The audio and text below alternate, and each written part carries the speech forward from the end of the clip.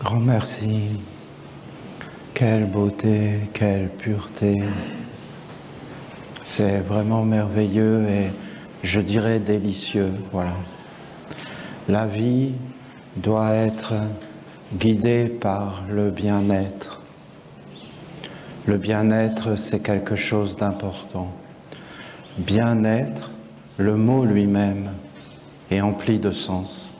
Être bien et le bien-être, c'est très grand, ça résume tout. Être dans le bien-être. Je me rappelle au début de cette terre, il n'y avait pas toutes les routes. On ne peut pas imaginer le travail qui a été fait. C'est vraiment impressionnant. Et je regardais les enfants. Par exemple, des fois, c'était à 10 heures du soir et je voyais Thomas, pieds nus, marcher. Mais tu vas où, Thomas? Ben, je vais me baigner. Non, mais la nuit. Oui, et tu vas passer par où? Ah ben là, pieds nus dans le champ. Non, mais t'es dingue, Thomas. Non, non, t'inquiète pas, Olivier. Il n'y a pas de problème. Et ils allaient se baigner la nuit. Après, ils me disaient, waouh, c'est super, on saute du pont. Tu sautais du pont, mais qui saute du pont? Ben, tout le monde. Mais tout le monde qui? Ben, tous les enfants. Donc toi, tu as sauté du pont, toi? Oui. Et toi, tu as sauté du pont? Oui. Ah oui, c'est génial de sauter du pont.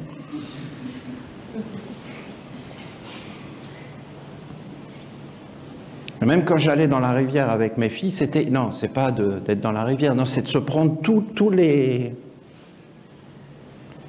cascades, là, tous les torrents.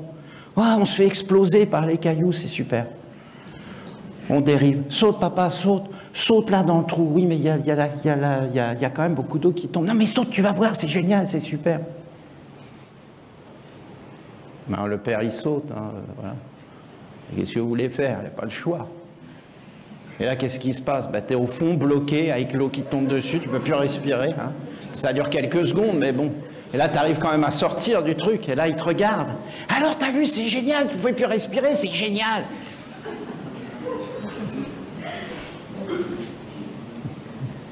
C'est deux mondes, hein, les enfants et les adultes. C'est deux mondes. C'est deux mondes.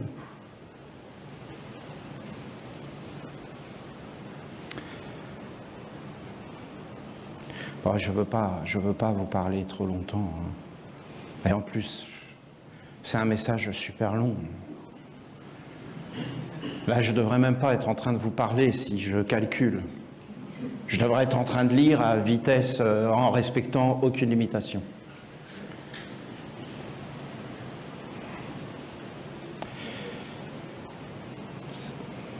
Ça m'a touché ce que vous avez fait là. Ça me touche. Et le prêtre qui vient et qui prie avec une beauté. Sa parole est belle, hein, c'est de la magie. Hein. Ça emplit les mondes. C'est vraiment beau à voir. Vous êtes vraiment doués, c'est certain. Vous avez été bien éduqués. Vous avez eu sûrement des bons professeurs. C'est exactement comme ça qu'il faut faire. Il faut reprendre les paroles de notre mère et il faut les prononcer. Parce que vous comprenez qu'on ne peut pas comprendre ce qu'elle dit. Et c'est une question d'éducation. Normalement, on devrait vivre avec notre mère. On ne devrait jamais la quitter. On doit vivre avec elle, tout le temps.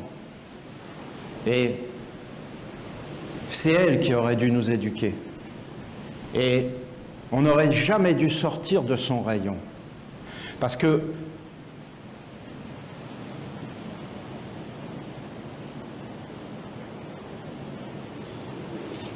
l'interprétation viendra après.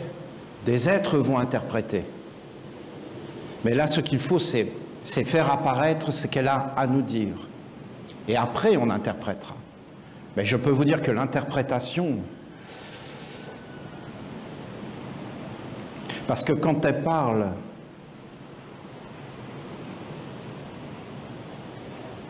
en fin de compte, elle veut que nous soyons nous-mêmes. Mais j'ai essayé de vous expliquer, mais je ne suis pas sûr que c'est compréhensible. Parce que ce n'est pas quelque chose qui peut être compris de l'extérieur, c'est quelque chose qui se vit. C'est tout un monde, c'est une façon d'être au monde, c'est un autre monde, c'est dans le même monde, mais c'est réellement un autre monde. Parce que, vous voyez, quand je vous ai parlé de ce garçon, que le but de sa vie, c'était de rendre une femme heureuse, eh bien, lui, quand il est venu sur la terre, eh bien, comment il est venu sur la terre? Comment il peut venir sur la terre? Ben, il faut qu'il s'enracine. C'est comme une plante. Elle fait des racines et elle touche la terre. C'est pas parce que nous, on est libérés de la terre qu'on n'a pas des racines, qu'on n'est pas enraciné. On a des racines. Si une plante, elle est déracinée, ben, elle ne peut pas vivre. Et si un homme, il est déraciné, il ne peut pas vivre. On ne vient pas sur la terre comme ça. La terre, c'est pas de venir comme ça sur la terre. C'est qu'il faut avoir des racines. Il faut être dans des racines. Et ce garçon, quand il est venu sur la terre, sa racine à lui, c'était de rendre une femme heureuse.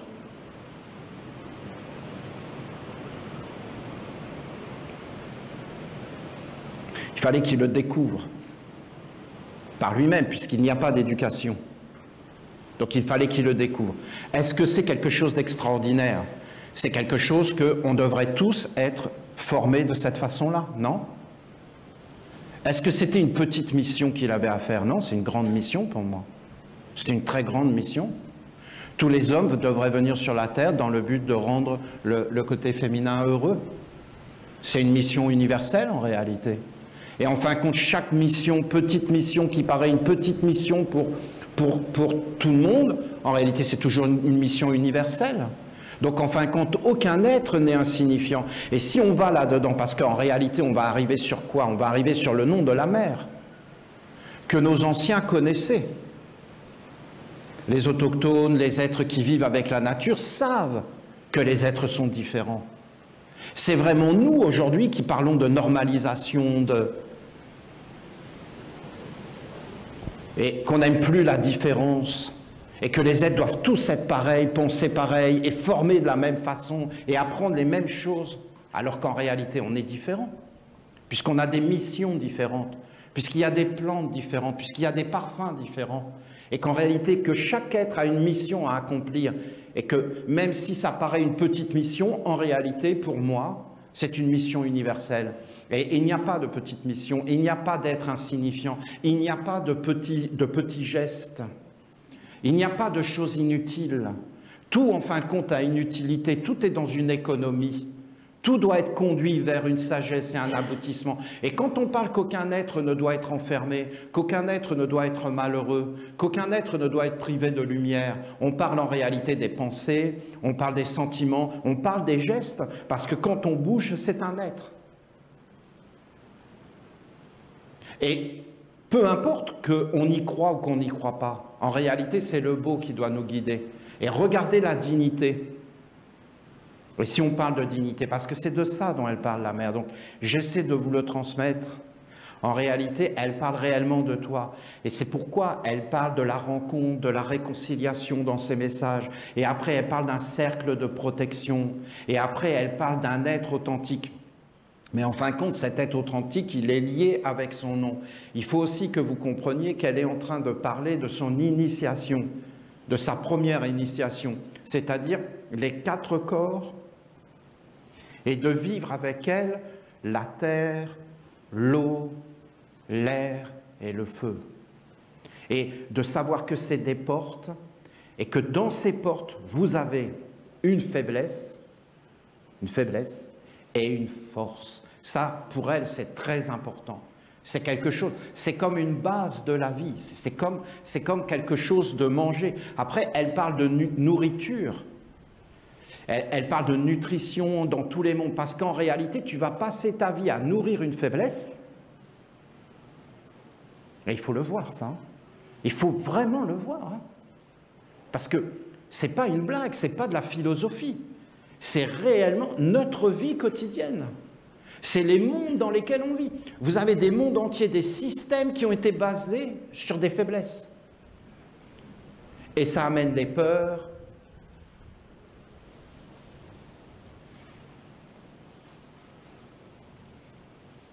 Quoi? Tu vas sauter du pont? Non mais c'est interdit. Hein. C'est illégal. D'ailleurs, on va mettre de la police et des satellites et des caméras. Aucun enfant n'ira sauter du pont. Ouais, mais on va aller dans les torrents. Non, non, c'est interdit. D'ailleurs, on va mettre de la police, des caméras, et c'est illégal, et on va vous pucer maintenant. On veut savoir exactement où vous êtes, et qu'est-ce que vous faites et à qui vous parlez. C'est basé sur une faiblesse, pas sur une force. C'est basé sur la peur. Parce que le monde est dangereux, parce qu'il n'y a pas de Dieu. C'est très laid. C'est très très laid. Et c'est faux. C'est faux. Et ce n'est pas fondé sur la méditation, ni sur la connaissance de soi. Et dire, ah oui, mais il peut arriver, ben, tu peux mettre des caméras, des policiers, et ça va arriver même peut-être plus. Donc ça ne change absolument rien à ce qui doit arriver. Comme si l'homme contrôlait ce qui doit arriver, c'est juste un mensonge. Parce que toi, tu contrôles ta vie. Moi, je vais vous dire, je commence à avoir de l'expérience, au bout de plusieurs milliers d'années. Ben non, au bout d'un moment, tu comprends des trucs. Hein. Ben, il faut quand même du temps. C'est évident. Eh bien, tu contrôles rien du tout. Et d'ailleurs, tu veux des choses, et ça ne se passe jamais comme tu as décidé. Il faut en arriver là, hein, pour bien comprendre. C'est comme ça la vérité. Ça ne se passe jamais comme toi, tu avais prévu. J'ai tout prévu. Ah ben c'est super, t'as bien fait. Je ne dis pas qu'il ne faut pas prévoir des choses, hein, attention, et qu'il ne faut pas se projeter, je vous explique. Donc la mer, c'est ça. Dans le fond, c'est le nom de la mer. C'est-à-dire pourquoi tu es sur la terre. Et c'est avec ce pourquoi que tu es sur la terre que tu vis, et rien d'autre. Et si tu ne vis pas avec ta propre racine, avec ton être propre, ce mot est tellement beau, propre, il est tellement beau, c'est même comme un mystère tellement il est beau. Il y a plein de racines, propriété, en propre. Donc la propriété, c'est quelque chose qui est propre, c'est quelque chose qu'on doit honorer, c'est-à-dire ton être. Après, la mère, elle te parle de dignité, elle te parle de beauté, elle te parle de protection. Elle te dit que tu as ta part à faire. Aujourd'hui, non seulement nous avons un système immunitaire, c'est quelque chose d'incroyable, mais on le détruit. C'est-à-dire que non seulement on a détruit les pensées, les sentiments, c'est-à-dire notre part. Nous avons notre part. On ne fait pas notre part, et en plus on détruit ce qui est. Parce que ça sert des intérêts, parce que plus nous sommes faibles et plus ça sert des intérêts. L'être qui est très proche de nous, c'est le serpent. Et si tu vas vers la mer, le serpent, tu ne peux pas faire autrement que de le rencontrer. Il est la rivière. Tu le vois dans la rivière. Après, tu le vois dans l'arbre. Parce qu'il est dans l'arbre. Hein. C'est lui qui est dans l'arbre. Et en fin de compte, ce serpent, il est très proche de l'initiation. Parce qu'il y en a deux serpents. Il y en a un qui est destructeur. Et en fin de compte, ce serpent destructeur, mais c'est le même. Il y en a un qui est destructeur. Lui, il détruit. Et si tu éveilles ce serpent destructeur, Et comment tu fais pour ne pas l'éveiller? Parce qu'en réalité, ce serpent, il est là. Il est là. Est-ce qu'il est utile? Mais comment on pourrait faire pour vivre sans lui? C'est impossible. Il faut arrêter toutes ces idées du bien et du mal. La destruction fait partie de la vie. C'est le recyclage. Ce que tu vois dans la nature qui est plein de richesse et de force, c'est le recyclage. Et les êtres qui viennent du ciel, les graines, en réalité, elles tombent sur la terre dans le monde du recyclage pour s'élever vers le ciel et élever la terre. Regardez toutes ces choses. Et en fin de compte, vous allez voir que ces êtres travaillent, mais qu'ils doivent être contenus. C'est-à-dire que la faiblesse, tu ne peux pas être un homme sur la terre si tu ne portes pas en toi une faiblesse. Parce que si tu ne portes pas en toi une faiblesse, eh bien, tu ne peux rien faire. Donc, le monde est dans une perfection. Ne pas voir ces choses, dire qu'on doit nier la faiblesse, qu'il n'y a pas de mal, écarter le mal, le mettre sous le tapis, cacher la misère, en réalité, ce n'est pas bon. Il y a le système digestif. Et quand tu manges une pomme, il y a ce serpent qui est là, et qui prend la pomme, et qui la digère, et qui la transforme. Et dans cette partie-là, il est à sa place. Là où il n'est pas à sa place, c'est quand il monte. Et là, il t'envahit. Et là, tu entres dans la colère. Tu es par exemple dans la peur. Tu es par exemple dans un délire existentiel. Tu commences à devenir un être psychologique. C'est lui. Et là, en fin de compte, c'est la faiblesse qui gouverne. Ce n'est pas la faiblesse qui doit gouverner ta vie. Tu dois la confiner, la faiblesse. Et c'est ça que dit la mère. Elle dit qu'il y a une protection, que tout ça est naturel. Mais l'homme qui s'écarte de la mère ne pourra jamais y arriver. Parce qu'il faut que vous entendiez. Aucun homme n'est fort. Aucun, ça n'existe pas. Si tu prends l'homme et que tu dis, voilà, c'est un homme, là, tu as une faiblesse incarnée. Mais si tu dis que l'homme fait partie d'un tout et qu'il n'est pas supérieur, l'homme n'est pas supérieur aux plantes. C'est une vision totalement erronée. C'est une vision qui peut être vraiment dangereuse. L'homme n'est absolument pas supérieur aux animaux. Ça voudrait dire qu'il serait supérieur de les écraser, de les asservir. Mais ce n'est pas être supérieur d'écraser, d'asservir. C'est ce serpent qui est là. Quand vous avez un homme qui écrase un autre homme ou qui usurpe, c'est qu'en réalité, ce n'est pas un homme. Il ne faut pas regarder l'homme, il faut regarder l'être qui est derrière. Est-ce qu'on veut vraiment regarder ces choses-là?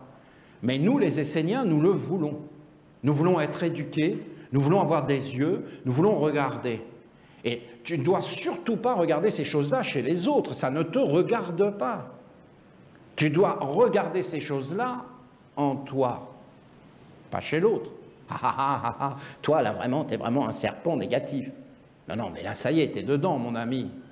C'est pas l'autre, c'est toi. La force, c'est pas l'autre, la force, c'est toi. C'est toi. Et l'autre, il faut l'aider. Et des fois, il y a des espaces. Parce que si on fait des alliances, ça devient compliqué. Parce que c'est des échanges. C'est des partages. Il faut partager la force, pas la faiblesse. La faiblesse, il faut la contenir. Après, vous avez un autre serpent. Celui-là, on peut être à genoux et s'incliner. C'est une divinité. C'est un Dieu. C'est en réalité Salama. C'est la sagesse. La sagesse est adorable.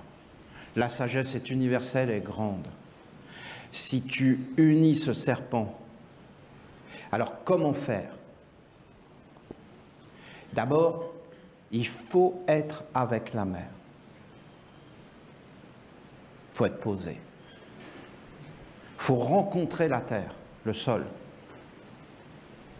Il faut savoir que la terre, c'est Dieu. C'est une divinité. C'est un être noble. C'est un être grand. Le plus grand parmi vous sera le plus grand serviteur. Qui est omniprésent à notre service? La mère, en permanence. Et les éléments qui constituent la mer et qui sont en réalité précieux. Ils sont des divinités. L'eau est une divinité.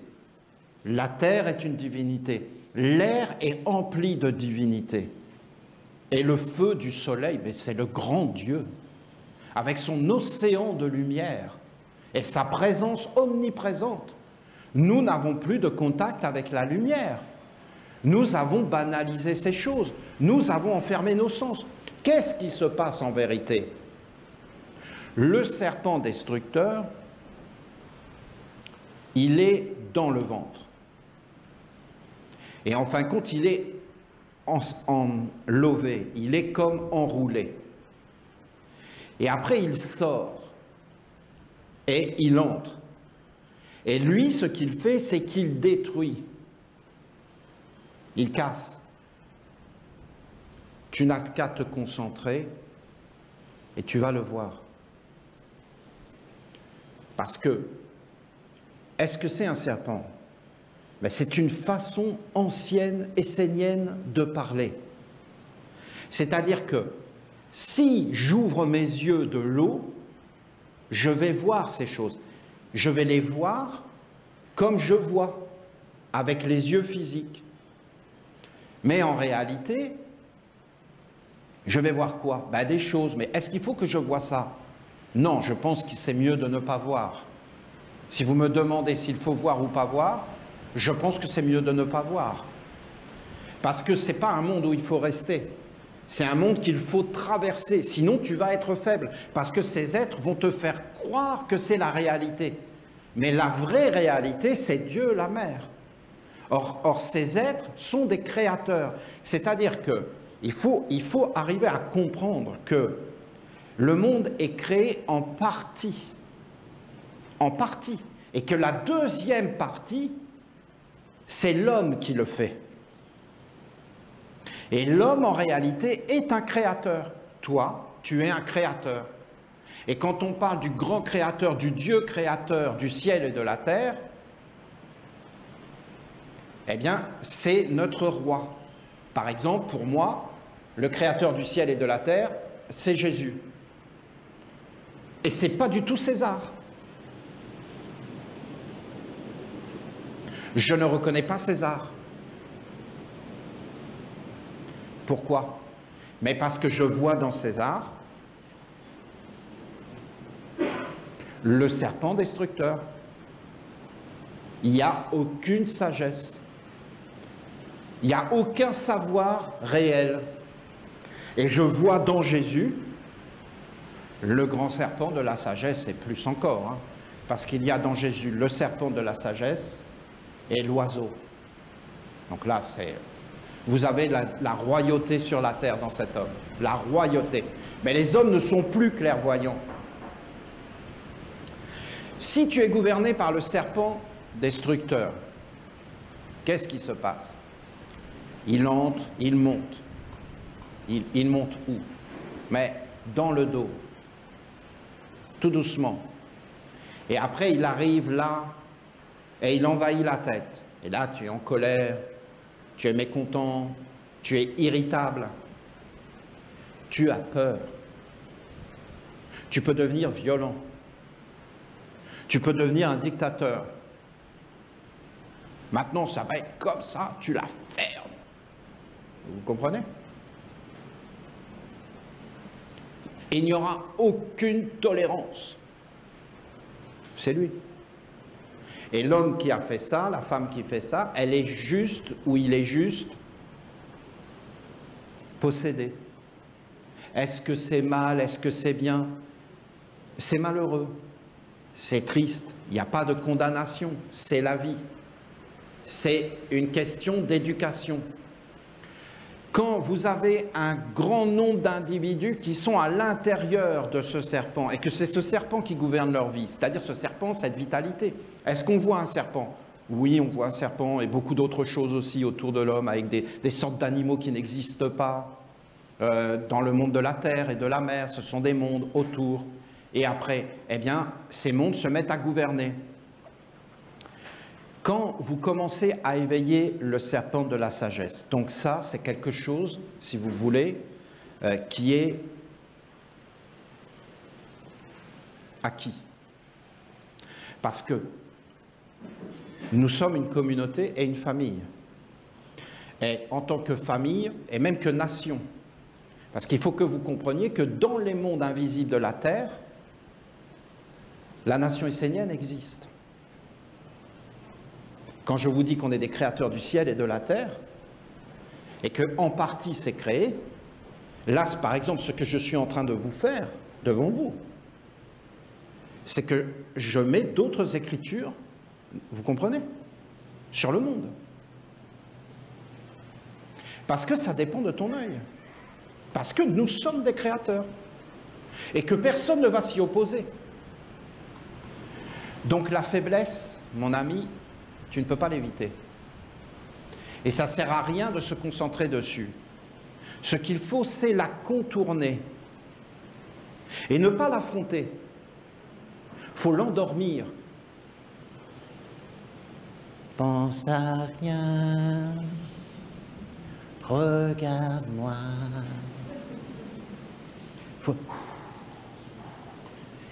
Et en fin de compte, il faut passer derrière, c'est-à-dire dans la colonne vertébrale. C'est-à-dire qu'il faut poser sur la terre et sur la mer, et après il faut vous éveiller dans la royauté, dans la dignité, et dans ta racine de ton être, et dans la connaissance, et dans le nom de la mer. Alors Jésus, je suis la lumière du monde. Alors Jésus s'enracine. Si Jésus n'a pas le nom de la mer, c'est-à-dire je suis la lumière du monde, alors il ne peut pas venir sur la terre. Et si on lui enlève cette racine, c'est fini pour lui. Il ne peut plus vivre. Il n'a plus de force, il n'a plus d'être propre. Il devient envahi par des mondes extérieurs qui lui disent qui tu es. Ben Jésus, toi, tu es électronicien. Ah, je suis électronicien? Ah ben je suis vraiment content de l'apprendre. Et alors, qu'est-ce que je vais faire? Eh bien, on va te donner du travail. Parce que le travail, c'est la santé. Et qu'en réalité, tu vas avoir ta famille et qu'en fin de compte, tu vas avoir de l'argent, c'est-à-dire, en fin de compte, c'est le nôtre. Parce que tu vas payer tes impôts. Donc, en fin de compte, et tu fais vivre notre Dieu. Et tu t'inclines devant notre Dieu. Et tu te mets à genoux. Et tout ce que tu vois là dans les magasins, tu pourras l'avoir. Parce qu'on va te donner toutes les cartes, toutes les autorisations, toutes les choses. À partir de ce moment-là, il n'a plus sa racine, il n'a plus sa dignité, et il n'a plus son chemin. Il est en réalité dans ce monde. Et après, quand il voit César, ben, il voit son Dieu, qui crée le ciel et la terre. Est-ce qu'il sera content de César? Non. C'est le Dieu des mécontents. Est-ce qu'il va aimer César? Non. Quand tu vas à l'armée, pour les garçons, mais maintenant même pour les filles, on te dit, tiens-toi comme ça, tiens-toi droit. Et sans la haine. C'est évident. On va éduquer des militaires dans l'amour. Et quand tu vois un général, c'est-à-dire ton chef, tu dois le regarder dans les yeux et la haine. Tu n'es pas là, oh salut, on va s'embrasser. Tu dois détester ton chef. C'est leur enseignement. Je ne suis pas en train de l'inventer. Et quand tu te retrouves devant un type pareil, alors tu veux le détester, alors tu es là en train de te concentrer, tu serres les fesses et tu essaies d'être méchant. Puis quand tu le regardes vraiment dans le fond des yeux, bah, tu as peur. Parce que tu peux être méchant comme tu peux, mais lui, il est par mille. Parce que lui, il a toute la méchanceté sur lui, il la canalise et il te la renvoie. Et je peux te dire que tu as vraiment peur quand tu t'approches vraiment de ces êtres-là, parce que c'est des condensateurs. Voilà, vous avez ma vision du monde. Hein. Donc la mère, elle n'en veut pas de ce monde-là. Elle ne veut pas en entendre parler. Et c'est pourquoi elle te dit, tu dois venir vers moi, et il n'y a que moi. Et après, tu dois te poser. Tu dois aller vers les éléments. Et après, tu dois travailler ce système immunitaire, cet espace. Et dans cet espace, tu dois te nourrir. C'est-à-dire que tu dois t'éveiller dans ta colonne vertébrale et éveiller la sagesse, tu dois monter. Qu'est-ce qui se passe quand le serpent de la sagesse monte dans ta colonne vertébrale? D'abord, tu vas te redresser. Après, tu vas sentir une droiture. Après, tu vas sentir comme une ouverture. Après, quand il commence à entrer dans la tête, tu sens que ta tête s'ouvre.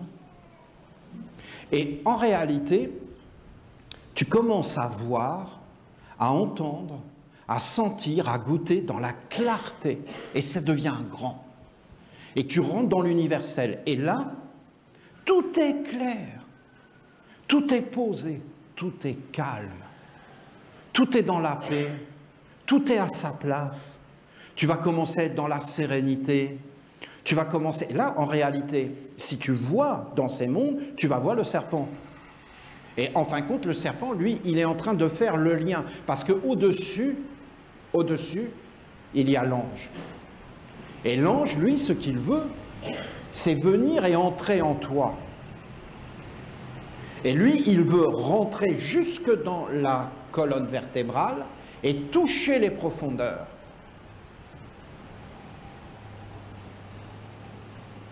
C'est pourquoi on parle de corps. Parce que s'il y a la sagesse, mais tous les corps deviennent purs, deviennent clairs. Tout est posé, tu n'as plus aucune peur. Quand le serpent tentateur vient, le serpent destructeur, tu sens la crainte. La crainte. Quand le serpent de la sagesse est posé, il n'y a plus aucune crainte.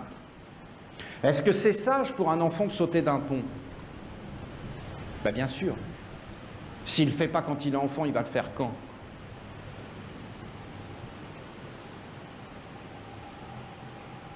Est-ce que c'est sage pour un enfant de faire des bêtises? Ben bien sûr. S'il ne fait pas des bêtises quand il est un enfant, il va les faire quand? Voilà, vous avez mon opinion. Faites ce que vous voulez avec tout ça. Mais il faut être super détendu. Il faut être libre. Il faut vivre pour un monde supérieur. Nous sommes un trait d'union. Notre colonne vertébrale est un trait d'union. Et au-dessus, il y a une grandeur, une majesté, une beauté. Et là, l'homme commence à voir, ses sens commencent à s'ouvrir, il commence à être posé. Est-ce que le serpent destructeur est là? Je vous dis que oui, il est contourné. Et après, il faut le regarder. Et il faut commencer à le conduire dans le silence. Après, peut-être,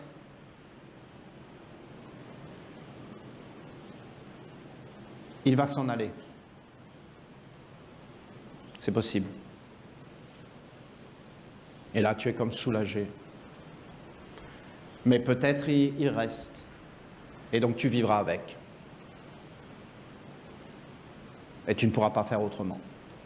Voilà. Ça ne sert à rien de raconter n'importe quoi. Tu devras vivre avec.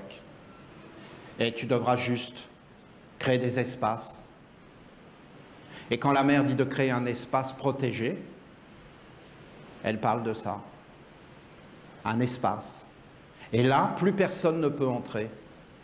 Et en réalité, tu es enraciné.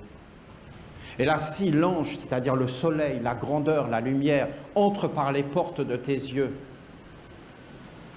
de tes oreilles, de tes sens, trouve que le chemin est ouvert, que tu as ouvert le chemin, il va entrer dans le nom de la mer, il va tout activer en toi, et là, tu vas commencer à goûter, à sentir, à vivre, et tu seras dans la force. Et là, quand la faiblesse va arriver et se mettre devant toi, tu vas être humble,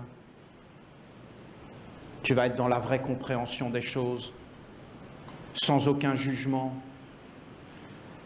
Et en fin de compte, tu vas être dans l'acceptation. Personnellement, je n'ai jamais vu aucun homme capable d'affronter ces mondes. Ce sont des mondes cosmiques. Tu peux être avec ces mondes et les traverser uniquement par des alliances, et des bonnes alliances.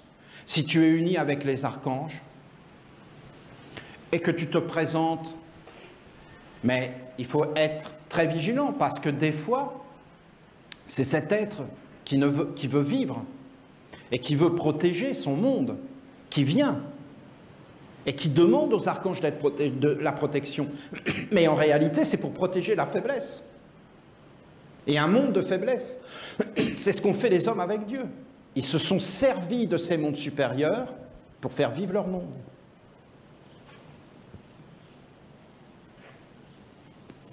Elle est trop belle, la chanson.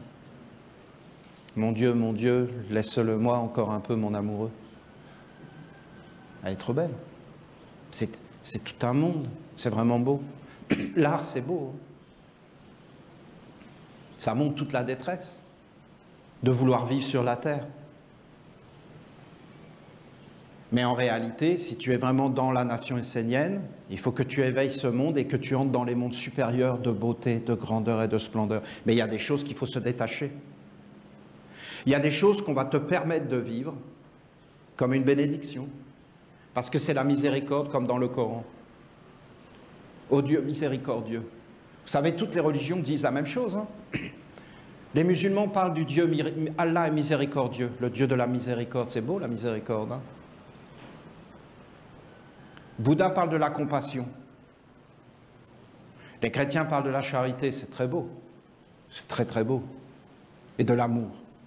Là, c'est encore plus beau, mais là, c'est presque inaccessible. Hein. Ce sont des mondes supérieurs. Vraiment des mondes supérieurs. C'est une très ancienne sagesse. Tous les esprits sont tellement heureux d'entendre de telles paroles. Ça fait un effet dans la nature incroyable, parce qu'ils adorent ça. C'est comme un espoir que les hommes se réveillent, que les hommes disent les vraies paroles qui libèrent, et qui disent les paroles, le serpent c'est ça, l'arbre c'est ça, le soleil c'est ça. Et eux ils sont comme dans une nourriture sacrée, ils peuvent avoir un chemin vers le haut. Il faut comprendre que si l'homme est bouché, et qu'il est comme fermé, qu'il ne peut plus respirer, qu'il ne peut plus atteindre avec ses sens. Parce que cet être est destructeur des mondes quand il entre dans l'homme. Et l'homme ne voit plus, n'entend plus. Il ne sent plus. Il n'a plus d'âme. Il ne vit plus dans les mondes supérieurs. Et tous ces êtres sont enfermés. Et ils ne peuvent plus. Ils sont comme ensorcelés. Et alors ça génère énormément de déchets et de mécontentement. Parce que c'est comme ça. Parce que tu ne peux jamais atteindre la plénitude et le centre de ton être.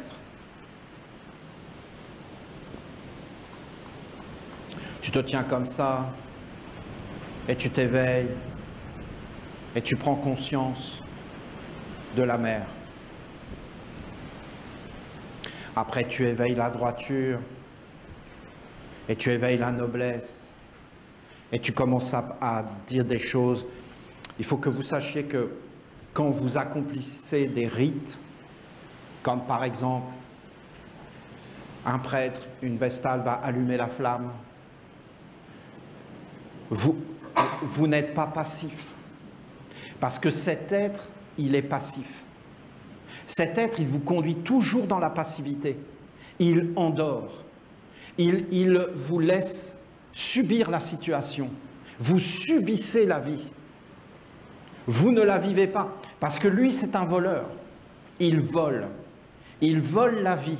Il vole votre capacité à créer le monde, à créer votre espace, à être des créateurs. Si vous voulez vraiment aller vers la lumière, vous devez être des créateurs. Ce n'est pas quelqu'un d'autre qui doit gouverner votre vie. Vous devez vous éveiller et en fin de compte vous poser. C'est dans votre colonne vertébrale, ce n'est pas la colonne vertébrale de quelqu'un d'autre. Il faut que vous sachiez qu'il y a 4 fondamentaux. Il y a l'étude, il y a la dévotion.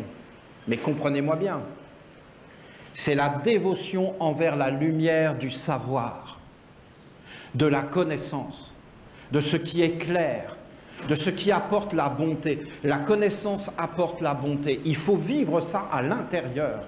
La lumière est un être divin. C'est un être qui éclaire, qui libère, qui réconforte, qui apporte l'amour, le prendre soin et qui te pose et qui te stabilise. Tu dois savoir qui tu es, tu dois savoir ce que tu veux. Sinon, c'est un autre monde qui va vouloir à l'intérieur de toi. Et tu ne sais pas c'est quoi. Tu dois éveiller la lumière, c'est l'étude et c'est la dévotion. Parce que la dévotion, c'est de dire que ce sont des êtres supérieurs. Est-ce que tu es faible? Non, c'est pas toi qui es faible, c'est la faiblesse. Et en réalité, cette faiblesse, elle peut entrer en toi. Toi, tu dois juste la mettre à sa place. Est-ce que tu es vertueux? Non, ce n'est pas toi qui es vertueux, c'est la vertu, c'est les anges. Et l'homme est comme un trait d'union entre deux mondes. Et il doit en fin de compte ordonner et mettre de l'ordre. Et c'est la sagesse. Et il doit tout mettre à sa place. Et dans ta vie, tu dois tout mettre à ta place et tout nettoyer. Les femmes savent ça. Je sais qu'aujourd'hui c'est mal vu de dire ça, mais c'est quand même une vérité. C'est que les femmes, elles savent tenir la maison et la terre. Parce que notre maison, notre foyer, c'est la terre. Et aussi le ciel. Et les hommes savaient être droits, être des protecteurs, prononcer les paroles qui bénissent, qui emplissent tout, être des bâtisseurs et des constructeurs et faire apparaître un monde. Dans ta vie, tu dois être un créateur. Mais un créateur par la sagesse et jamais par la destruction. C'est interdit. Il ne faut pas utiliser les contre-vertus. Donc, en réalité, il faut comme être dans le rite, dans les rituels. Quand nous sommes ensemble dans un rite, dans un rituel, c'est la force des forces. C'est supérieur même à l'étude. Un rythme, des gestes, un éveil, d'être présent, d'être créateur. Entraînez-vous. Vous avez un prêtre qui vient, il prononce des paroles, il allume la bougie. Vous êtes tous là. Personne ne dort. Personne n'est passif. Qu'est-ce qui se passe quand tu dors et que tu es passif? Tes sens sont éteints. Tu ne vis pas dans les mondes supérieurs de ton être. Et en fin de compte, cet être t'endort et prend tout ce qui est fait. Et il construit son monde. De te laisser faire, d'attendre que ça passe, de ne pas participer, c'est-à-dire de ne pas être dans ton centre, dans ton être libre, dans ta dignité, dans ton honneur, dans ta royauté, dans ta place, et dans ton activité et ta créativité, et de faire apparaître, et d'être ensemble, et d'être synchronisés ensemble dans quelque chose que nous savons être vrai, et que nous partageons. Ça, c'est les rituels. Les rituels, ils sont faits pour nous unifier et, en fin de compte, générer une force et nourrir des mondes. Quand ce serpent destructeur, il voit que tu vis des choses, que tu nourris des mondes qui lui échappent, parce que c'est dans la sagesse, c'est dans la beauté, alors il commence à devenir faible, lui, dans son rayon. Et à un moment donné, il peut l'accepter. Il n'y aura plus aucun conflit dans ta vie.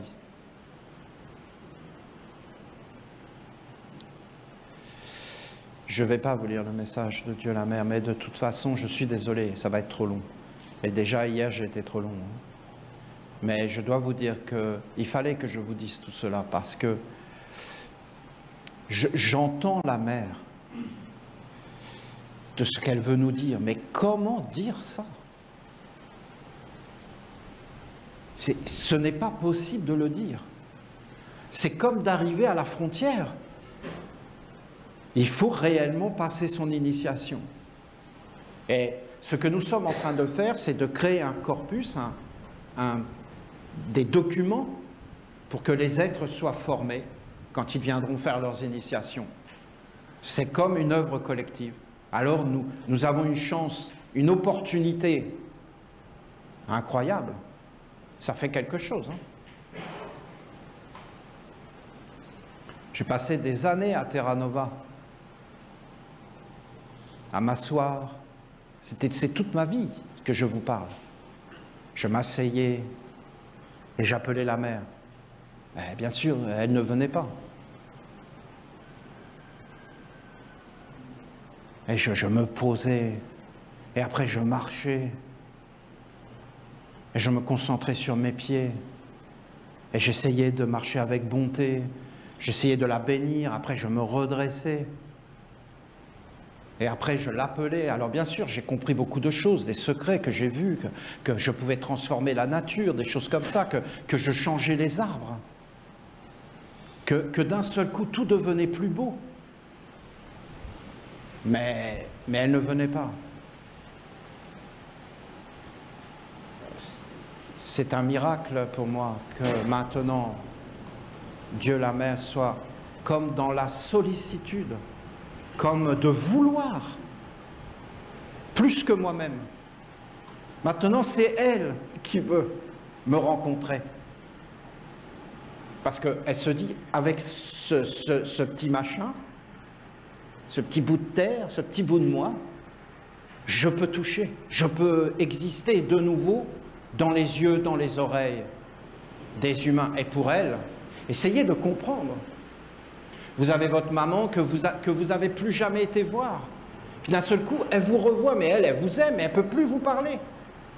Mais là, qu'est-ce qu'elle va faire à votre avis? Oh, mon petit chéri, mon petit amour, elle va te toucher, elle va t'embrasser, elle va te lécher même. Je ne sais pas ce qu'elle va faire, mais il faut enlever toutes les convenances. Hein.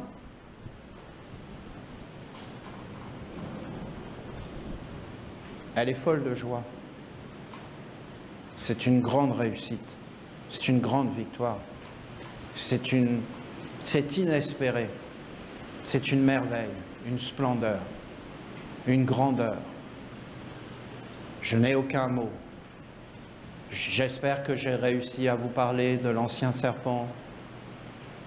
Tu le sens là. C'est tellement facile quand tu es entraîné. Et là, il monte. Et là, tu t'éveilles. Et là, il est dans la colonne vertébrale. Et après, si tu arrives à le faire rentrer au-dessus, alors tes sens commencent à s'ouvrir et là, tu vas appeler la royauté, la splendeur. C'est-à-dire, c'est l'oiseau qui va venir, c'est l'ange. C'est l'être qui a des ailes. C'est ta moitié. C'est ton double. Et là, tout va être empli de beauté. Et là, tu vas entrer dans la dignité, dans la simplicité. Tu vas entrer dans la bonté, dans la générosité, dans le partage. Tu vas te mettre à respecter tous les êtres. Tu vas juger aucun être.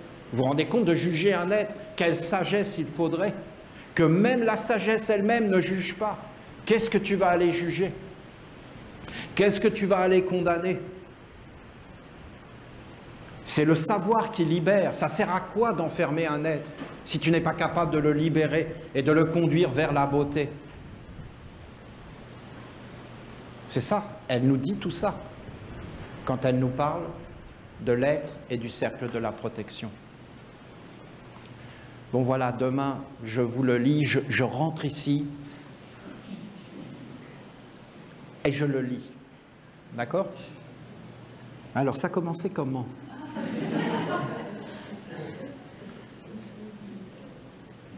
Je vous dis que bon voilà, que le fondamental,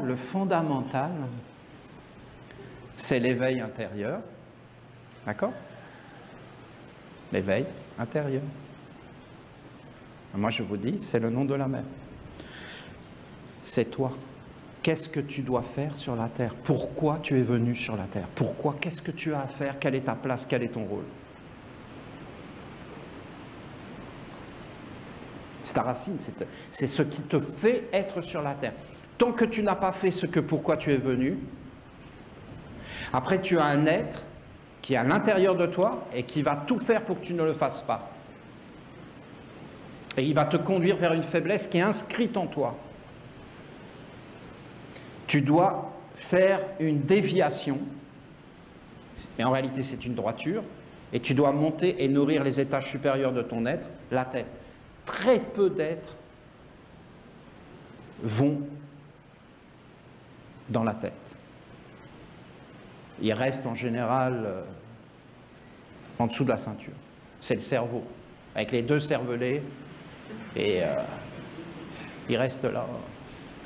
Et là, il y a une tête chercheuse, et c'est grosso modo, ben c'est ça, ben vous avez qu'à regarder, hein. C'est pour ça qu'on dit tête de gland, on le sait d'une façon poétique. Mais c'est ça, les hommes, ils cherchent que des choses très basiques. Hein. C'est pas négatif. Si tu t'éveilles pas, tu resteras dans ces sphères. Après, tu peux monter plus haut. Oh, je sens quelque chose, comme un sentiment supérieur de noblesse. C'est fugace. Et après, si tu arrives dans la tête et que tu montes au-dessus, voilà, un éveil intérieur de la force et de la protection. Protection de quoi? De ne pas entrer, de ne pas faire entrer la faiblesse. Et de la confiner au début. De l'endormir, de la voir en toi. Qu'est-ce qui te rend faible? De l'empêcher de se manifester. Comment? De créer un espace de protection où c'est indestructible. Ça ne peut pas être remis en question. Est-ce que ça t'est déjà arrivé? Que toute ta vie est remise en question. Tu as mis ton capital dans une mauvaise banque. Et on te prend tout. Ça t'est déjà arrivé? Je ne te parle pas d'argent physique, hein. Je te parle de ta vie. Et là, tu n'as plus rien. Regarde bien ce qui arrive. Comment tu te sens, comment tu es perdu, comment tu ne sais plus où aller. Ben ça, c'est lui. C'est juste lui. Il est là, il prend le contrôle et il se réjouit de la destruction, du néant, de l'avilissement. Comment tu fais? Eh bien, tu as préparé en toi un endroit où il ne peut pas entrer. Jamais. Où c'est sûr, vous vous rappelez les paroles? Un violet est le monde de la lumière. Je me nourrirai dans ce monde. Dans nos grands rituels, toutes ces paroles, tout le rituel que vous voyez de la ronde des archanges, c'est toi. Tu rentres dans ton intériorité. Et toutes les paroles qui sont dites, c'est des paroles sacrées d'un être qui marche à l'intérieur de lui vers le sacré, vers le noble, vers le digne. Mais il ne faut pas imaginer des choses, hein. Ça doit être très simple, ça doit être en réalité dans ton quotidien. Je vous dis que le fondamental, c'est l'éveil intérieur de la force et la protection à l'extérieur afin que la faiblesse ne puisse pas entrer pour s'emparer de l'homme.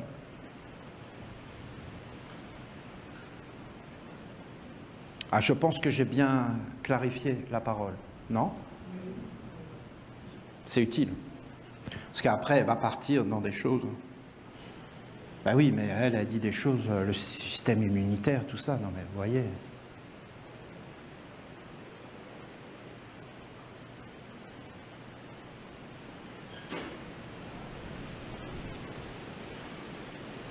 Plus on va être ensemble dans ce travail à se soutenir, hein, sans se juger, en étant simple. Alors cet après-midi, on va sauter du pont et ensuite on va plonger dans les cascades. Ça vous va comme programme? Un gros merci, quel bel accueil vous m'avez fait. J'adore, c'était vraiment délicieux, c'était vraiment une merveille. Votre chant, les prières, la mer, la dévotion qui est presque palpable. Notre amour pour Dieu, la mère, de chanter ensemble, c'est une splendeur. Quel beau moment j'ai passé avec vous là dès que je suis rentré. C'était, je ne sais pas si vous êtes conscients, c'est beau, c'est vraiment beau de chanter comme cela ensemble avec dévotion et de nous unir les uns avec les autres et d'être dans le partage et de partager notre vision très concrète de la vie, très très concrète, hein. On est bien d'accord que c'est concret, ce que je vous ai dit, que c'est un peu mystique, un peu magique, vous ne pouvez pas m'enlever ça. Mais mon Dieu que c'est concret dans le quotidien et que ça nous rend humbles, hein. Il n'y a que l'humilité qui permet de passer. Et les alliances avec les esprits, les génies, avec les mondes, avec un ange, avec la mer. Et quand vous faites une chose, vous le donnez à la mer. Et si vous faites quelque chose de bien, vous dites, c'est parce que j'ai rencontré la mer. C'est au nom de ma mère et de mon père. Vous allez voir la force que ça donne. Et si c'est toi qui fais les choses, c'est jamais fort. Parce que l'homme est faible par nature.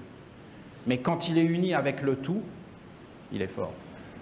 Quand il est dans le respect des 7 règnes, il est fort. plein de bonheur, plein de joie, plein de bien-être. Amusez-vous, ne soyez pas trop sérieux et baignez-vous dans la rivière et lavez-vous avec le vent.